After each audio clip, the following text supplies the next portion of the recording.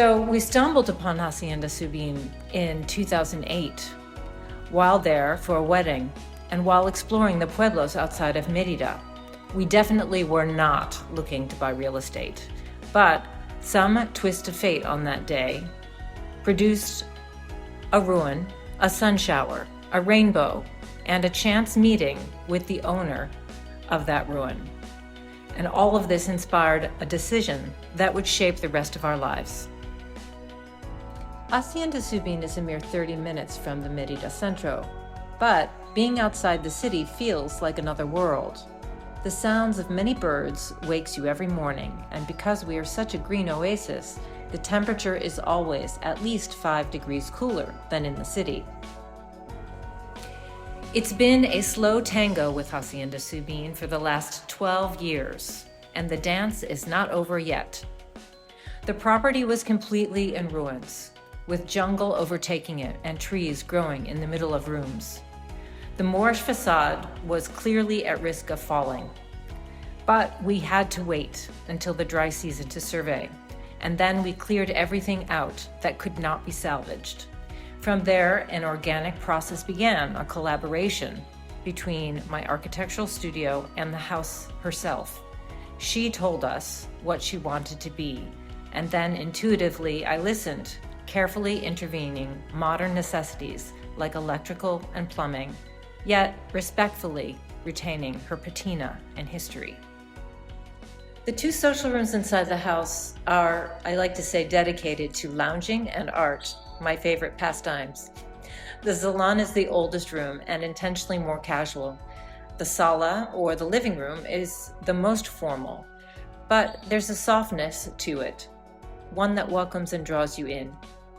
This space holds the contents of our lives, collected objects, books, travel mementos, and some of our most treasured pieces of art, all of them evoking memories that are incredibly meaningful to us.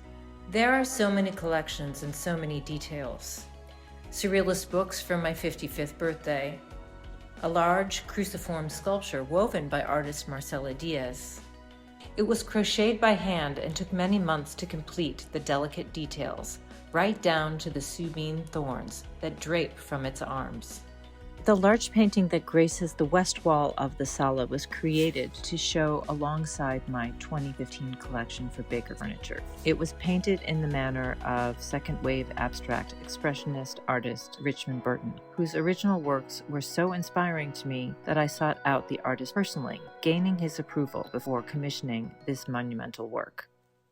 Perhaps only in Mexico could you create a kitchen with so much texture and color, and get away with it. Color and cooking are 2 things that always make me happy, and this room is definitely my happy place. The heart of the home is the hearth, but here at Hacienda Subin, it's really the portico dining table. It's here that we have espresso in the morning. We greet the gardeners and our guests. In the daytime, it's a great place to read or work while looking across the layers of agaves and trees. When the sunsets come, the portico is completely illuminated with diffused light through the drapery. And hundreds of people have dined with us over the years at our famed dinner parties and our Subin Sunday gatherings.